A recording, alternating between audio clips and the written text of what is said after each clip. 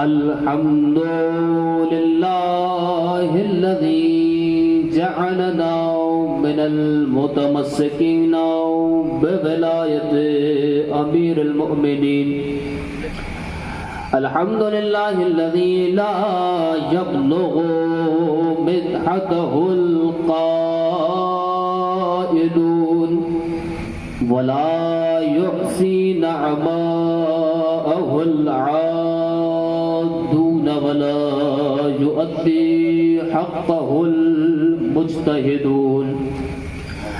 الذي لا يدركه بعد الهمم ولا يناله غوث الفتن.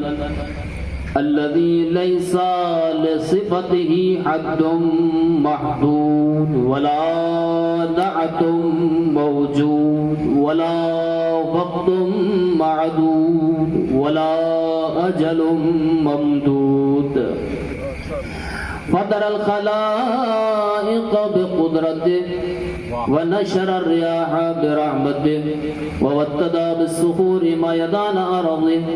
ثم الصلاة والسلام على النبي الأمي المكي المدني القرشي الهاشمي الأبتهي التهامي مولانا ومولى الكونين ومولانا ومولى الثقلين جد الحسن والحسين بالقاسم محمد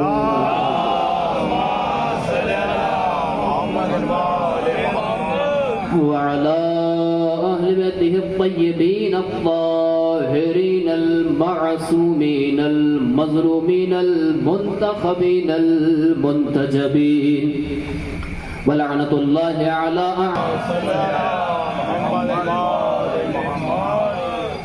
حضرات معزز و مکرم سامعین کرام،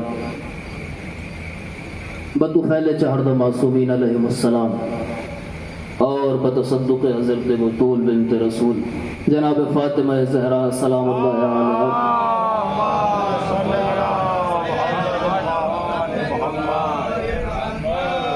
اس مجلس عزا کو آپ کی بالیدہ و پاکیدہ سماعتوں کے حوالے اور آپ کی پاکیزہ سماعتوں کے درمیان خطاب کرنے کا شرف حاصل کر رہا ہوں۔ احساس وجود کا لازمہ ہے شعور بندگی، اور تقاضۂ شعور بندگی یہ ہے کہ مؤثر علی کل موجود، لا یدرک الصفات، قدیم بالذات، خالق امکان و اکوان، قادر و قدیر، رحمان و رحیم پروردگار کی حمد و ستائش بہر صورت آسائش و آزمائش مثل تار نفس رواں دواں رہے۔ درود و سلام ہو ان انوار ذوی الاکرام پر کہ جن کی خصوصیتہ سے ہمیں شعور حمد الہی عطا ہوا۔ درود و سلام ہو ان انوار ذوی الاحترام پر کہ جن کے لیے اللہ نے لفظ درود کو خلق کیا۔ یہ وہ ہستیاں ہیں کہ جن کے ٹہلنے کے انداز کو شریعت نے طواف حج کہہ دیا، جن کے جھکنے کے انداز کو شریعت نے رکوع بنا دیا، جن کے کھڑے ہونے کے انداز کو شریعت میں قیام کہا جاتا ہے، جن کی جبین اگر زمین سے مل جائے تو سجدے کی خلقت ہوتی ہے۔ توجہ ہے عزیزان گرامی، دیکھیے میں نے یہ جملہ کہا ہے کہ اگر ان کی جبین زمین سے مل جائے تو سجدے کی خلقت ہوتی ہے۔ ہم محتاج ہوتے ہیں اس بات کے کہ ہماری جبین زمین سے ملے ہم تب سجدہ کریں، مگر آل محمد نے اللہ کو اس وقت سجدہ کیا ہے کہ جب نہ جبینوں کا تصور تھا نہ زمینوں کا تصور تھا۔ آل محمد نے، دیکھیے کچھ کہنے کی ضرورت میں سمجھتا ہوں نہیں ہونی چاہیے، اس لیے کہ یہاں پر سرسی اور اغوان پور کا مجمع بیٹھا ہوا ہے تو یہ خلاف ادب بھی ہوگا، چونکہ یہ تمام بستیاں وہ ہیں سرسی، اغوان پور، بکنالہ کے جہاں پر خطیب کو کچھ کہنے کی ضرورت نہیں ہوتی ہے، اتنا بیدار مجمع ہوتا ہے اور میں اتنا ہی پڑھوں گا، شاید اس سے کم ہی پڑھوں کہ جتنی دیر پیشخوانی ہوئی ہے۔ ایک صلوات پڑھ دے محمد و آل محمد علیہ السلام۔ جن کی جبین زمین سے ملی تو سجدے کی خلقت ہوئی، اللہ نے جن کے ٹہلنے کے انداز کو شریعت میں طواف خانہ کعبہ بنا دیا، جن کے جھکنے کے انداز کو شریعت میں رکوع کہا جاتا ہے، جو اگر کھڑے ہو جائیں تو شریعت میں قیام جیسی عبادت وجود میں آئی۔ عزیزان محترم، دیکھیے جو خلقت کائنات سے پہلے سجدہ کرے، جو خلقت کائنات کے بعد سجدہ کرے اسے ساجد کہتے ہیں، اور جو خلقت کائنات سے پہلے سجدہ کرے اسے سجاد کہتے ہیں۔ اللہ اکبر۔ جو خلقت کائنات کے پہلے سجدہ کرے اسے سجاد کہتے ہیں۔ اب ساجد میں اور سجاد میں فرق کیا ہے؟ دیکھیے ساجد پڑھے لکھے لوگ موجود ہیں یہاں پر، اور جو لوگ عربی سے واقف ہیں وہ اس بات کو آسانی سمجھ سکتے ہیں کہ ساجد اس میں فاعل ہے اور سجاد صفت مشبہہ ہے۔ بہت توجہ، ساجد اس میں فاعل ہے اور سجاد صفت مشبہہ ہے۔ اس میں فاعل کی خاصیت یہ ہوتی ہے کہ جب تک انسان کوئی کام کر رہا ہے اس وقت تک اسے ساجد کہا جاتا ہے۔ بہت توجہ، ساجد اسے کہا جاتا ہے کہ جب تک کسی انسان کی پیشانی سجدہ معبود میں ہو، مگر سجاد اسے کہا جاتا ہے کہ جس کی طینت میں سجدہ ہوتا ہے، جس کی فطرت میں سجدہ ہوتا ہے، جس کی عادت میں سجدہ ہوتا ہے، جو اگر جسے غم ملے تب سجدہ کرتا ہے، خوشی ملے تب سجدہ کرتا ہے۔ ایک صلوات پڑھے نا محمد و آل محمد۔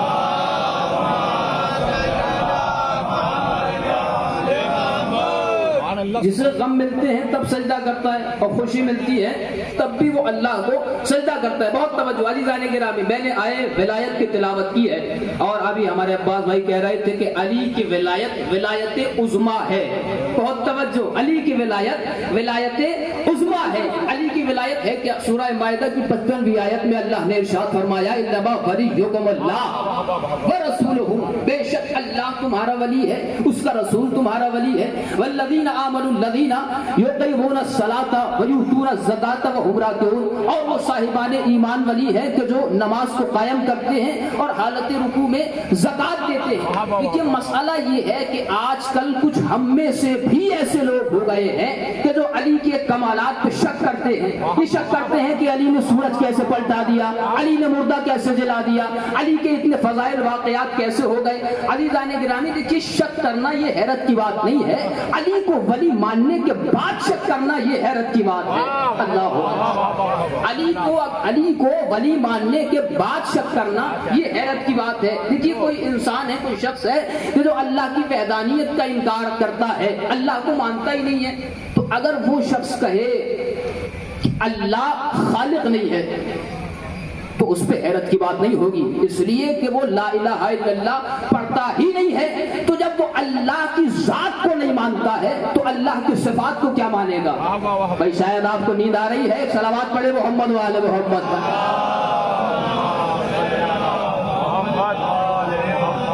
جب وہ اللہ کی ذات ہی کو نہیں مانتا ہے تو اللہ کے صفات کو کیا مانے گا؟ تو اگر لا الہ الا اللہ نہ پڑھنے والا انسان کہے کہ اللہ خالق نہیں ہے، اللہ رازق نہیں ہے، اللہ حی نہیں ہے، اللہ قدیر نہیں ہے، اللہ قدیم نہیں ہے، اللہ جبار نہیں ہے، اللہ غفور نہیں ہے، اللہ ستار نہیں ہے، تو اس پہ حیرت نہیں ہوگی، اس لیے کہ جب وہ اللہ کی ذات ہی کو نہیں مانتا ہے تو اللہ کے صفات کو کیسے مانے گا؟ لیکن اسی کے برخلاف اگر کوئی انسان کہے لا الہ الا اللہ اور کہے اللہ خالق نہیں ہے، کہے لا الہ الا اللہ اور کہے کہ اللہ رازق نہیں ہے، لا الہ الا اللہ کہے اور اللہ کہے کہ اللہ کو کہے کہ اللہ غفار غفور رحمان ستار یہ کچھ نہیں ہے، تو اس پہ حیرت کی بات ہوگی، اس لیے کہ جب اللہ کی ذات کو مان لیا تو اللہ کے صفات سے انکار کیوں کر رہے ہو؟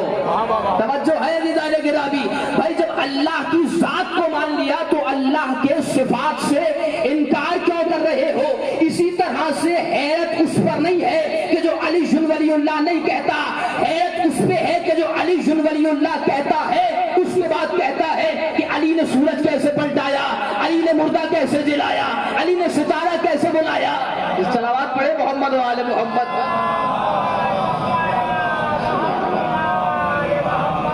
ایک اور صلوات پڑھ دے محمد و آل محمد۔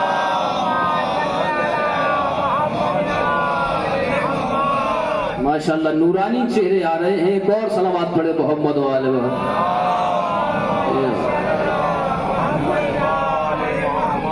तो हैरत उस पे होगी कि जो अली जुन वलीउल्लाह कह रहा है और उसके बाद कहे कि अली ने सूरज कैसे पलटाया, अली ने सितारा दरवाजे पे कैसे बुलाया, अली ने जो है वो मुर्दे को कैसे जलाया।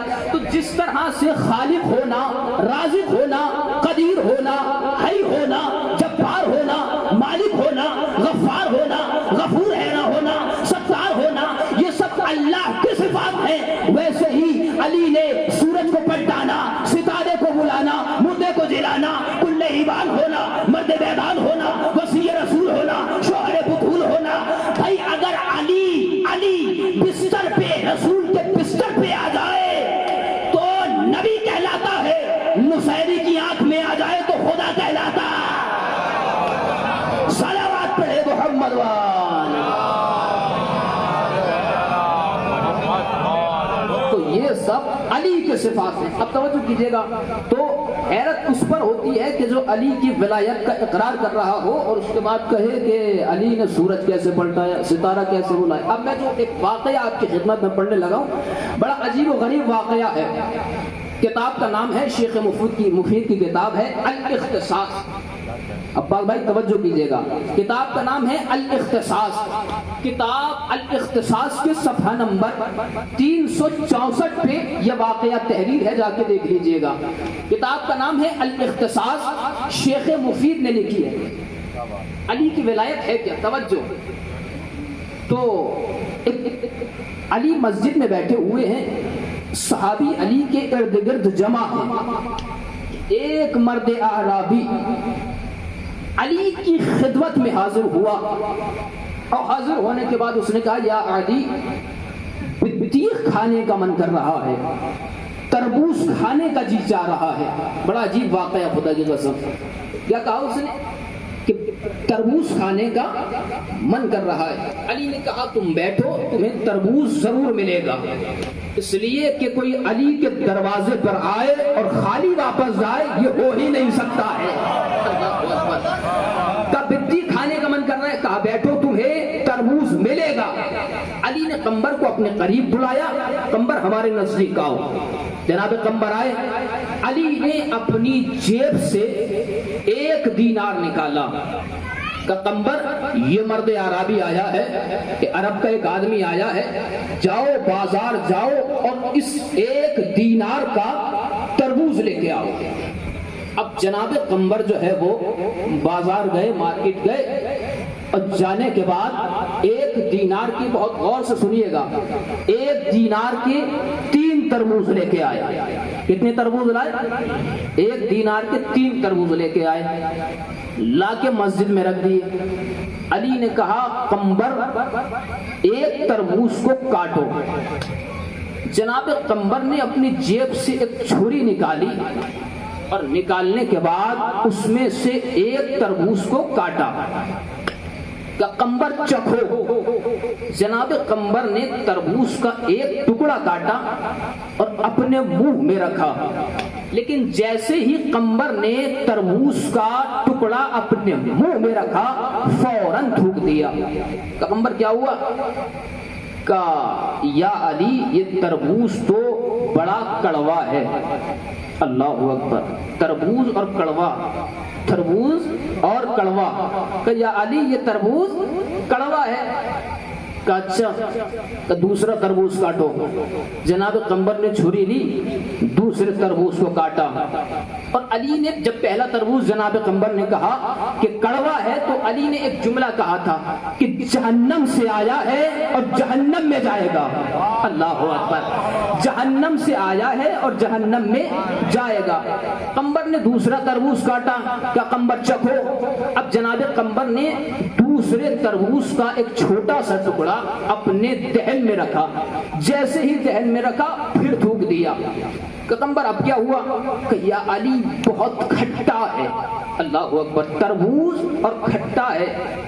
अच्छा, फिर अली ने कहा, जहन्नम से आया है, जहन्नम में जाएगा। अल्लाह अकबर। कंबर, तीसरे तरबूज को काटो। जनाब कंबर ने छुरी ली और तीसरे तरबूज को काटना शुरू कर दिया। قمبر چکھو.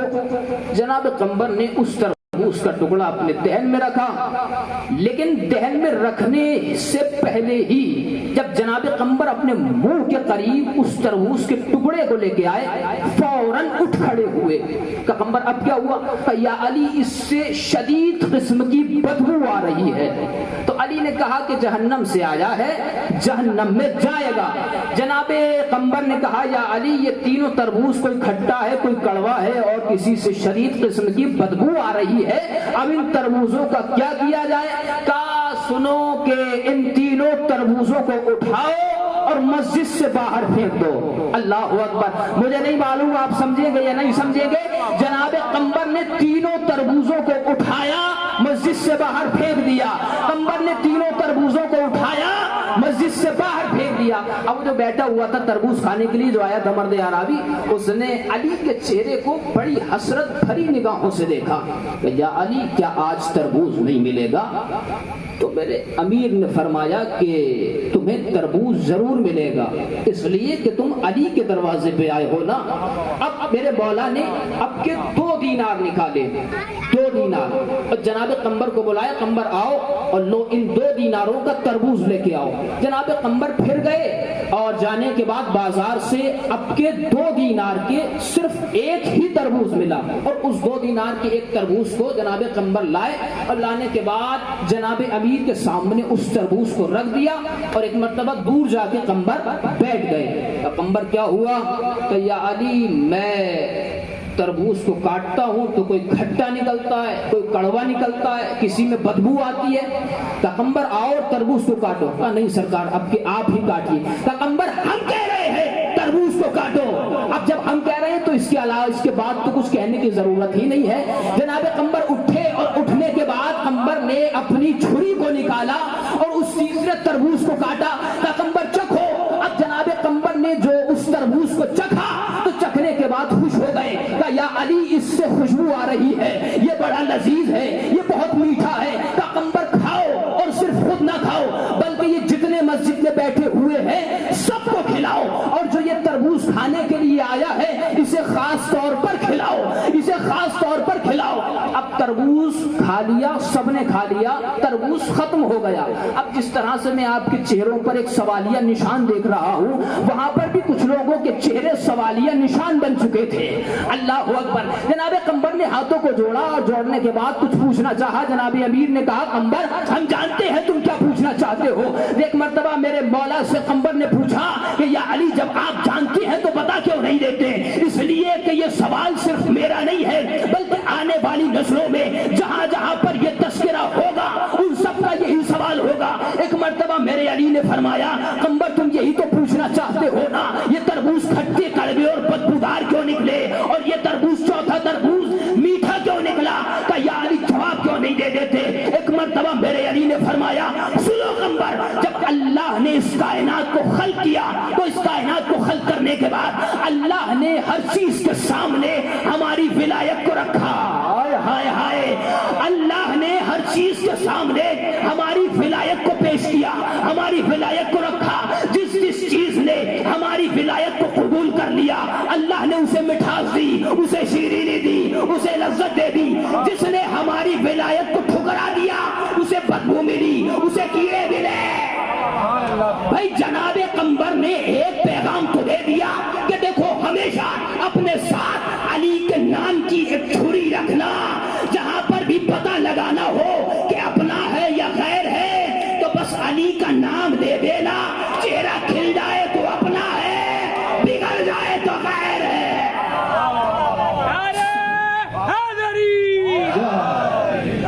صلوات پڑھے محمد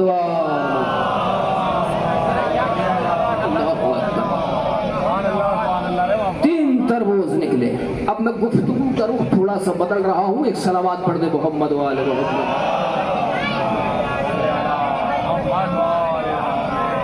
توجہ جانے گرام. دیکھیے ایک بہت بڑے آیت اللہ گزرے ہیں مقدس اردبیلی.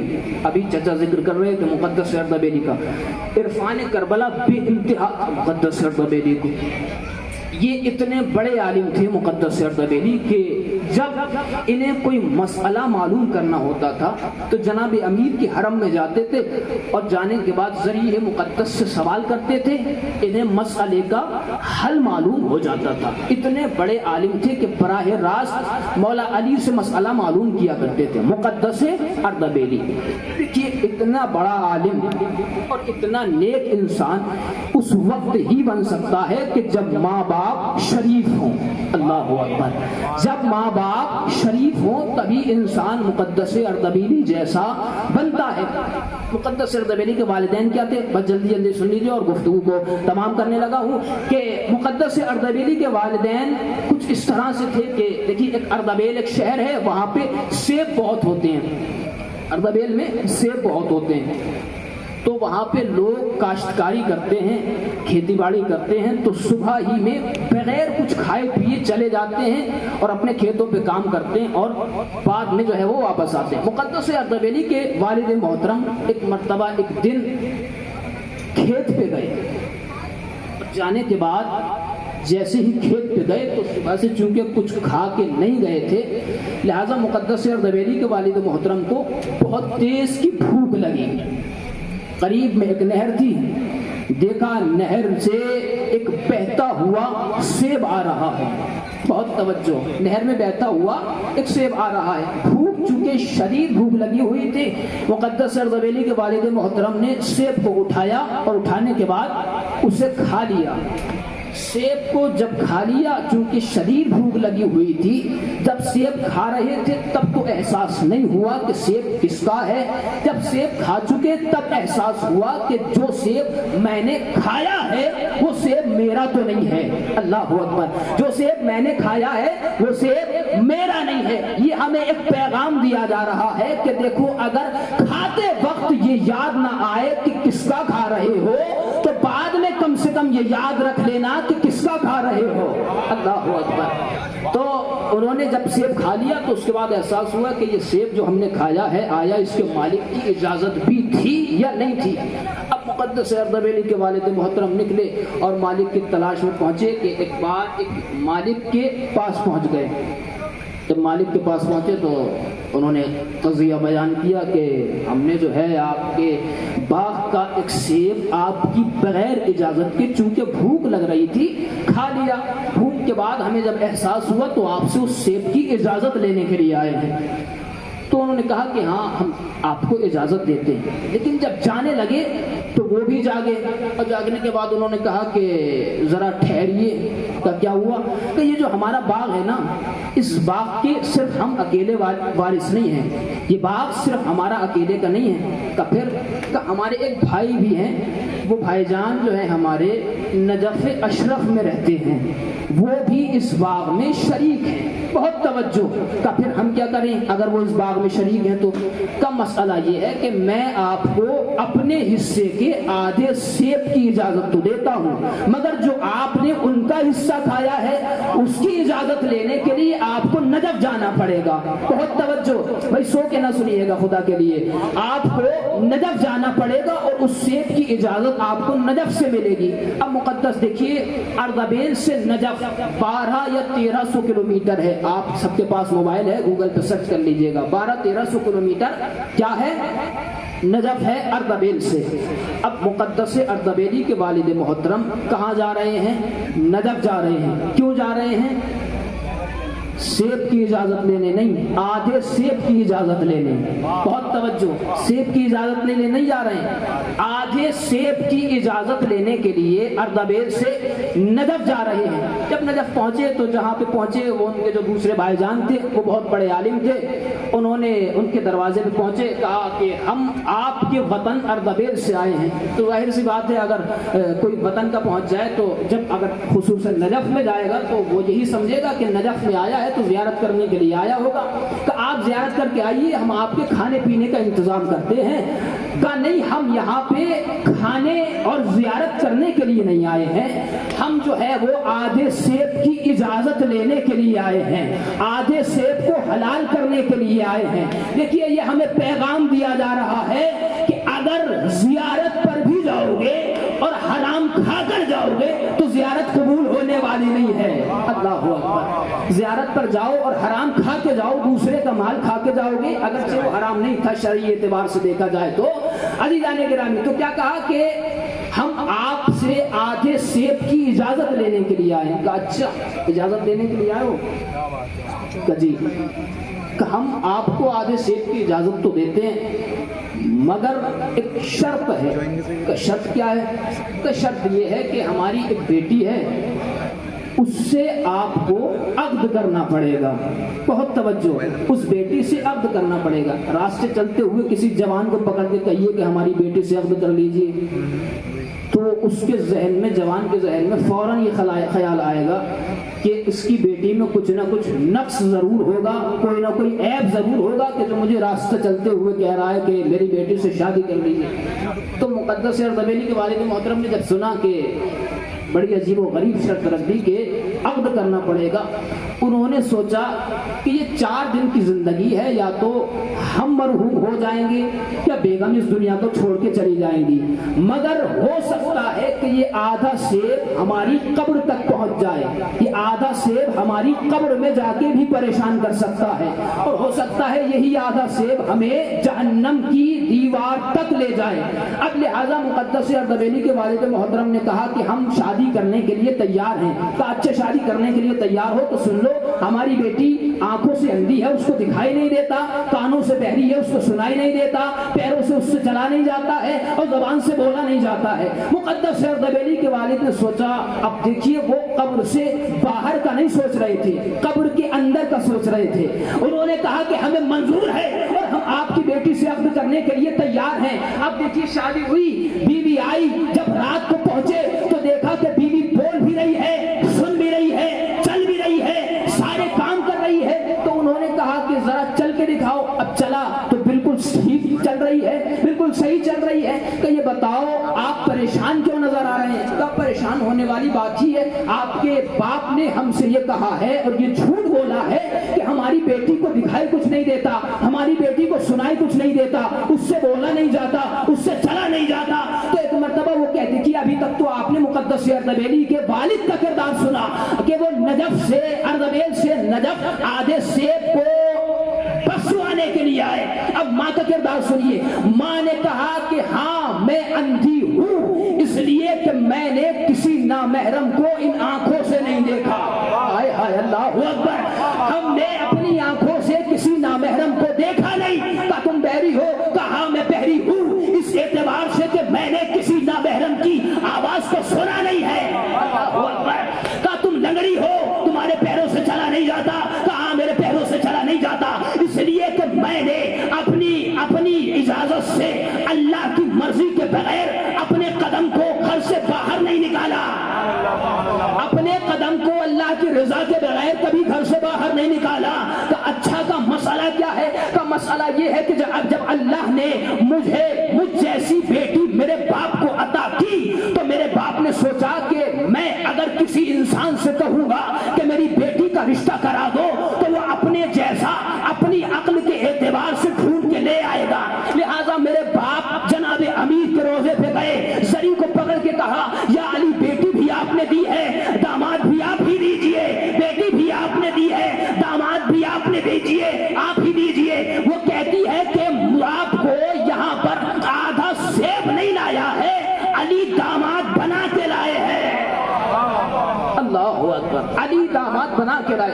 تو ماں باپ کا بہت بڑا رول ہوتا ہے بچے کی تربیت میں۔ اللہ اکبر، ماں باپ کا بہت بڑا، اور خصوصاً ماں کا کردار بہت زیادہ جو ہے وہ کردار ہوتا ہے ماں کا بچے کی تربیت میں۔ یہی وجہ ہے کہ جناب مولا کائنات نے جناب عقیل سے کہا کہ عقیل کچھ ایسے خاندان کی بیٹی مجھے چاہیے کہ جو بہادر خاندان کی ہو، شجاع خاندان کی ہو، اس لیے کہ میرا بیٹا حسین کربلا میں جنگ کرے گا اور اس جنگ میں مجھے اس فرزند کی بہت ضرورت ہے۔ اللہ اکبر، کیا کہا میرے مولا نے؟ بہادر خاندان کی۔ بزرگان یہاں پہ بیٹھے ہوئے ہیں، یہ بتائیے کہ انسان جب بیٹی دیتا ہے تب زیادہ تحقیق کرتا ہے یا جب بیٹی لیتا ہے تب زیادہ تحقیق کرتا ہے؟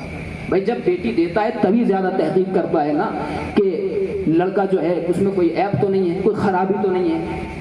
کوئی نشہ وغیرہ تو نہیں کرتا ہے، یہ اس وقت انسان زیادہ تحقیق کرتا ہے۔ لیکن علی نے کہا کہ دیکھو عقیل کسی بہادر خاندان کی، اچھے خاندان کی، شجاع خاندان کی بیٹی مجھے چاہیے اور مجھے اس سے عقد کرنا ہے۔ تاریخ میں علی پر ظلم یہ ہوا ہے کہ علی پر یہ الزام لگایا گیا کہ علی نے اپنی بیٹیوں کی شادی بزدل خاندان میں کی، بزدل لوگوں سے کی۔ علی نے یہ جملہ کہہ کے کہ عقیل مجھے ایک شجاع خاندان کی بیٹی چاہیے، یہ کہہ کے ان لوگوں کے منہ پہ تماچا مارا ہے کہ دیکھو علی جب بزدل خاندان کی بیٹی لے نہیں سکتا ہے تو بزدل خاندان میں بیٹی دے کیسے سکتا۔ اب جناب عقیل گئے، جناب ام البنین کی شادی مولا کائنات سے ہو گئی۔ جناب عباس کی ولادت ہوئی، مختصر کر رہا ہوں، جناب عباس کی ولادت ہوئی۔ جب ولادت ہوئی تو لوگوں نے کہا کہ علمدار پیدا ہوا ہے۔ کیا کہا؟ علمدار پیدا ہوا ہے، عباس پیدا ہوا ہے، شجاع پیدا ہوا ہے۔ جناب ام البنین نے کہا کہ نہیں، یہ تو ہے ہی، یہ ساری صفات تو میرے فرزند میں ہے ہی، جناب عباس میں ہے، لیکن چونکہ میں شجاع خاندان کی بیٹی ہوں لہٰذا یہ صرف علمدار نہیں ہے بلکہ میرا بیٹا وفادار بھی ہے۔ اب نہیں، مجھے نہیں معلوم کہ آپ کیسے سنیں گے، ابھی خیبر کا بھی ذکر ہوا ہے۔ جناب ام البنین نے کہا کہ میرا بیٹا صرف وفادار نہیں ہے، میرا بیٹا صرف علمدار نہیں ہے، میرا بیٹا وفادار بھی ہے۔ میں کہوں گا شہزادی یہ بتائیے کہ وفادار میں اور علمدار میں فرق کیا ہے؟ کیا تم نے خیبر نہیں دیکھا؟ خیبر میں دیکھو جو 39 دن تک گئے وہ صرف علمدار تھے، جو 40ویں دن گیا وہ علمدار بھی تھا، وفادار بھی تھا۔ تو 40ویں دن گیا وہ علمدار بھی تھا اور وہ وفادار بھی تھا۔ اب ہوا یہ، ابھی آپ نے اشعار سنے ہیں، بس بہت مختصر کر کے میں بیان کر رہا ہوں۔ جب دیکھیے جب یہ لوگ جاتے تھے نا تو جب وہاں پہ جاتے تھے تو مرحب ایک درے پہ بیٹھا ہوا ان لوگوں کو صرف دیکھتا تھا، تو جو سردار ہوتا تھا اور لشکر ہوتا تھا وہ سب واپس آ جاتا تھا، بھاگ آتا تھا۔ اس کے بعد الزام ایک دوسرے پہ لگاتے تھے کہ سردار کہتا تھا لشکر بھاگ آیا اور لشکر کہتا تھا کہ سردار بھاگ آیا۔ آخر میں فیصلہ یہ ہوتا تھا کہ نہ سردار بھاگا ہے نہ لشکر بھاگا ہے، گھوڑا ہی لے کے بھاگا ہے۔ اللہ اکبر، گھوڑا ہی لے کے بھاگ آیا ہے۔ اب علی کو 40ویں دن جب علم دیا گیا تو علی پہنچے خیبر میں، اور پہنچنے کے بعد جب پہنچے ہیں تو علی نے وہاں پر چونکہ مرحب بیٹھا ہوا تھا درے سے، سب وہ دیکھتا تھا، لوگ اس کی ہیبت سے پیچھے بھاگ جاتے تھے۔ علی جب وہاں پر پہنچے تو علی نے پتھر پہ علم کو گاڑ دیا۔ مجھے نہیں معلوم، دیکھیے آپ کے اٹھتے ہوئے داد اور آپ کے اٹھتے ہوئے ہاتھ اور زبان سے نکلے ہوئے جملے میری خطابت کو داد نہیں ہوں گے، علی کی شجاعت کو داد ہوں گے۔ جناب امیر نے پتھر پہ علم کو گاڑا۔ ایک مرتبہ ایک وہاں پر نجومی بیٹھا ہوا تھا، نجومی نے جب علی کو پتھر پہ علم گاڑتے ہوئے دیکھا تو نجومی نے ان لوگوں سے کہا کہ اب اپنی خیر مناؤ، اس لیے کہ اب میں اسے دیکھ رہا ہوں کہ جس کا ذکر توریت میں موجود ہے۔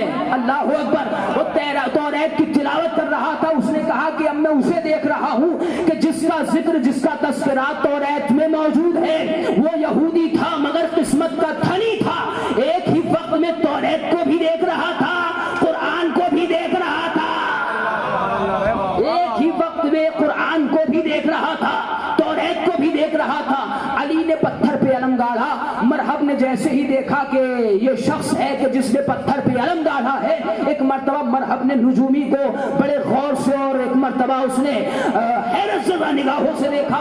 نجومی نے کہا کہ مرحب گھبرانے کی ضرورت نہیں ہے، آسمان پہ ایک سیارہ ہے، اس سیارے کی خاصیت یہ ہے کہ اس کے ارد گرد ایک ستارہ گردش کرتا ہے، 2500 سال میں اس ستارے کا ایک چکر مکمل ہوتا ہے، اور جب وہ چکر مکمل ہوتا ہے تو دنیا کے تمام پتھر موم بن جاتے ہیں۔ شاید یہ جو آنے والا ہے اسے معلوم ہے کہ آج سارے پتھر موم بنے ہوئے ہیں، سارے پتھر، توجہ، سارے پتھر موم بنے ہوئے ہیں، لہذا اس نے پتھر کو موم سمجھ کر پتھر پہ علم کو گاڑ دیا، پتھر کو موم سمجھ کر پتھر پہ علم کو گاڑ دیا، پتھر کو موم سمجھ کر پتھر پہ علم کو گاڑ دیا۔ علی کے کانوں سے یہ آواز ٹکرائی، جناب امیر نے علم کو نکالا پھر گاڑا، علم کو نکالا پھر گاڑا، علم کو نکالا پھر گاڑا۔ نجومی تھا مگر کبھی علی کے چہرے ستارے کو دیکھ رہا تھا، ایک مرتبہ مرحب کی طرف دیکھا اور دیکھنے کے بعد کہا کہ یہ عام نہیں ہے، یہ وہ نہیں ہے کہ جس کے ستارے، جس کے اشارے پر، جو ستارے کے اشارے پر چلے، یہ وہ ہے کہ جس کے اشارے پر ستارہ چلتا۔ اللہ و نعرہ حیدری، جس کے اشارے پر علی علی علی علی علی علی علی علی علی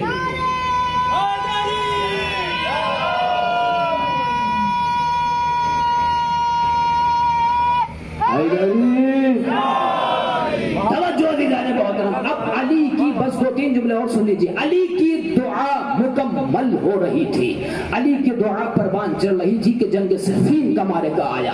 جنگ صفین میں علی نے دیکھا کہ آج اپنی دعا کو آزما، پر میں نے چھوڑ دی ساری گفتگو مختصر کرتے ہوئے، علی نے دیکھا کہ آج اپنی دعا کو آزمایا جائے کہ دعا ہماری کتنی بڑی ہو گئی۔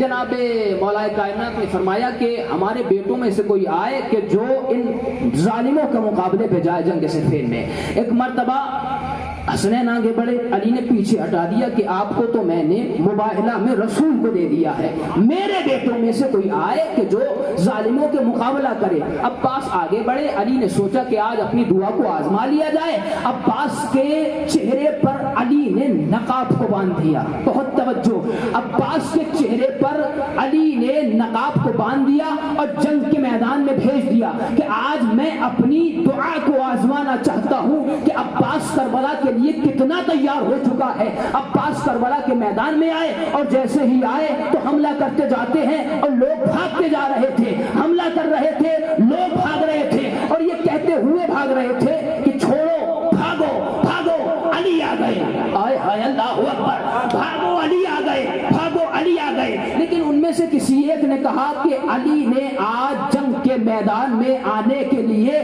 منع کیا ہے، لہذا علی جب منع کیا ہے جب علی نے، تو علی میدان میں آ ہی نہیں سکتے ہیں۔ اللہ اکبر۔ بھائی دیکھیے، علی کے دشمن تھے لیکن علی کی صداقت پر اتنا یقین تھا کہ علی نے منع کر دیا تو آ نہیں سکتے۔ ہائے ہائے، علی نے منع کر دیا تو آ نہیں سکتے۔ تو ایک نے مشورہ دیا کہ ابھی پتہ چل جائے گا کہ یہ علی ہے یا کوئی اور ہے۔ کہ وہ کیا بات ہے؟ کہ بات یہ ہے کہ اس پہ چاروں طرف سے حملہ کرو، اس پہ جب چاروں طرف سے حملہ ہوگا، اگر ہم نے روک لیا اور فوج بھاگنے لگی تو سمجھ جانا علی ہی ہے، کوئی اور نہیں ہے، لیکن اگر یہ بھاگ گیا، یہ اگر بھاگ گیا تو سمجھ جانا یہ علی نہیں ہے۔ اب چاروں طرف سے اس کے مشورے کے مطابق حملے ہوئے۔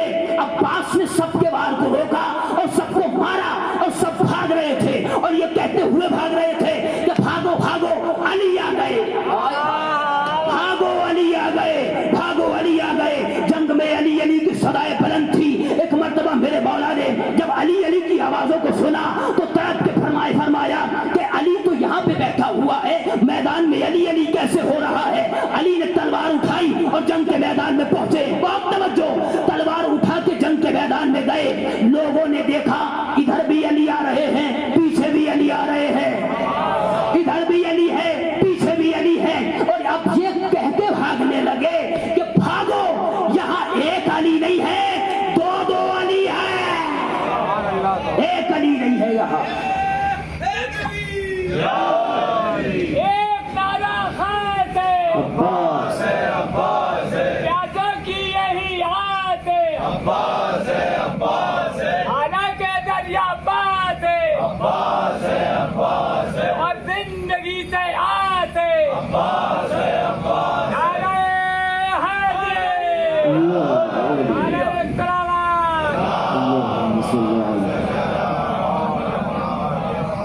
بھاگو، یہاں ایک علی نہیں ہے، دو علی آئے۔ وقت نہیں ہے ورنہ میں آپ کو اور سناتا۔ تو عزیزان گرامی، بس مجلس کو تمام کر رہا ہوں اور رات بھر چکے، آپ کو ماتم داری اور سینہ زنی بھی کرنا ہے، نواخوانی بھی ہونی ہے۔ علی نے عباس کو کربلا کے لیے مانگا تھا، اللہ اکبر، اور علی یہ دیکھ رہے تھے کہ میرا لاڈلا عباس کتنا بڑا ہو گیا ہے، کتنا شجاع ہے، اس لیے کہ کربلا میں ہم تو نہیں رہیں گے، ہماری طرف سے ہمارا بیٹا عباس رہے گا۔ اللہ اکبر۔ یہی وجہ ہے کہ مولا کائنات نے عباس کو کربلا کے لیے نماز شب میں مانگا تھا۔ اللہ اکبر۔ اور یہی علت تھی کہ عباس ہر وقت، ہر گام، ہر گھڑی حسین کے پیچھے پیچھے چل رہے تھے، علی کا سایہ بن کے حسین کے پیچھے پیچھے چل رہے تھے۔ عزادارو، امام سجاد کے حوالے سے آج تابوت برآمد ہوتا ہے، رونے کے لیے اور مر جانے کے لیے تو اتنا ہی کافی ہے کہ کربلا میں حسین کو شہید کر دیا گیا اور حسین زین سے زمین پر آ گئے۔ اللہ اکبر۔ کربلا میں زہرا کا چمن لوٹ لیا گیا، کربلا میں زہرا کے چمن کو اجاڑ دیا گیا۔ عزادارو، جب روز عاشور تھا، جب شب عاشور آئی تو سعید کہتا ہے کہ بس مجھے نہیں معلوم آپ کیسے اس روایت کو سنیں گے۔ سعید کہتا ہے کہ میں نے ایک بچی کو دیکھا، وہ بچی اس کے دامن میں آگ لگی ہوئی تھی۔ اللہ اکبر۔ اس بچی کے دامن میں آگ لگی ہوئی تھی، خیمے جل رہے تھے، جب خیمے جل رہے تھے تو بچے تڑپ رہے تھے، بیویاں گریہ کر رہی تھی، ہائے حسین شہید ہو گئے، ہائے حسین قتل ہو گئے، ہائے حسین کو پیاسا مار دیا گیا، ہائے ہمارا عباس کہاں گیا۔ جب تک عباس موجود تھا ہمارے خیموں کو کسی نے آنکھ اٹھا کر بھی نہیں دیکھا۔ میں نے اس بچی کو دیکھا تو مجھے ترس آ گیا، میں نے اس بچی کے دامن سے آگ کو بجھایا۔ ایک مرتبہ اس بچی نے مجھ سے ایک سوال کیا کہ ایک احسان اور مجھ پہ کر دے، ایک احسان اور مجھ پہ کر دے۔ سعید کہتا کہ میں نے پوچھا آخر کیا چاہتی ہو؟ میں نے سوچا کہ شاید یہ مدینے جانے کے لیے کہے گی، لیکن سعید کہتا ہے کہ بچی نے رو کے کہا کہ ذرا مجھے عباس کے لاشے کا پتہ بتا دو، مجھے عباس کے لاشے کا پتہ بتا دو۔ عزادارو، سعید کہتا ہے کہ میں نے کہا وہ جو بے گور و کفن لاشا پڑا ہے وہی عباس کا لاشا ہے۔ عزادارو، سعید کہتا ہے کہ جب بچی لاش بے سر کے قریب پہنچنے کے بعد رونا شروع کر دیا۔ میں سمجھ رہا تھا کہ شاید یہ بچی لاشے سے پانی مانگے گی یا یہ کہے گی کہ مجھے مدینے جانا ہے، لیکن جو میں نے کان لگا کے سنا تو وہ بچی کہہ رہی تھی عباس اٹھو، زینب کی ردا چھن گئی، عباس اٹھو، زینب کے تازی آنے لگ رہے ہیں، لعینوں نے خیمے جلا دیے۔ جزاک اللہ، جزاک اللہ عزادارو۔ وہ بچی کہہ رہی تھی کہ لعینوں نے خیمے جلا دیے۔ عزادارو، امام سجاد کا تابوت ہے نا، ایک مرتبہ منہال نے سوال کیا، اے میرے مولا یہ بتائیں کہ آپ کب تک روتے رہیے گا؟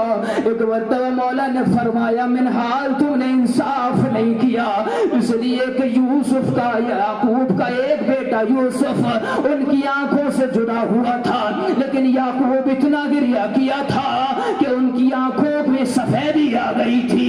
اے منہال یہ بتاؤ کہ میری آنکھوں کے سامنے کربلا میں میرے 18 یوسف۔ جزاک اللہ، جزاک اللہ عزادارو۔ اے منہال میری آنکھوں کے سامنے میرے کربلا میں 18 یوسف شہید ہو گئے، میرے اکبر کے سینے پہ برچھی لگی، میرے چچا عباس کے شانے قلم کر دیے گئے۔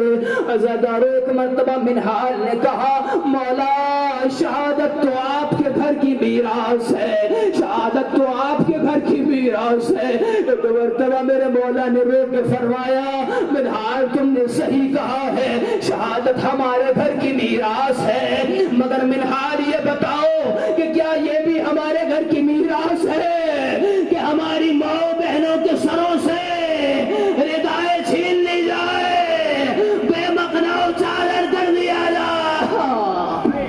جزاک اللہ، جزاک اللہ عزادارو۔ خدا کوئی غم نہ دے سوائے غم مظلوم کربلا کے۔ عزادارو، امام سجاد کا تابوت آئے گا، ذرا سنبھل کے اٹھائیے گا، اس لیے کہ یہ اس کا تابوت ہے کہ جس کے ہاتھوں میں ہتھکڑیاں تھی، پیروں میں بیڑیاں تھی، گلے میں خاردار توق تھا، امام سے چلا نہیں جاتا تھا۔ عزاداروں جب کوفے اور شام کے بازاروں سے امام سجاد کو گزارا جاتا تھا تو کوئی نیزہ مارتا تھا، کوئی پتھر مارتا تھا، جس کے پاس کچھ نہ ہوتا وہ کھولتا ہوا پانی میرے مولا سجاد پہ۔ جزاک اللہ۔ امام سجاد رو کے کہتے تھے اے میرے مظلوم بابا، آپ پہ کتنے ظلم ہوئے، لیکن ذرا مجھ میرے دل سے پوچھئے، میں اپنی ماں بہنوں کو بے مغنو چادر دیکھ رہا ہوں۔ جزاک اللہ۔ ابھی امام سجاد کا تابوت اٹھے گا، عزاداروں جب امام سجاد کا تابوت اٹھا ہوگا تو کیا گزری ہوگی میرے خون کے دل پہ۔ امام سجاد کا جب تابوت اٹھا ہوگا تو شاید کربلا کا رخ کیا ہو، ہاتھوں کو جوڑ کے کہا ہو بابا معاف کرنا، بابا جان میرے جنازے کو اٹھانے والے 4 لوگ موجود ہیں، مگر کربلا میں اتنا غریب ہو گیا تھا آپ کے جنازے کو نہ اٹھا سکا، آپ کا لاشا میں گور کفن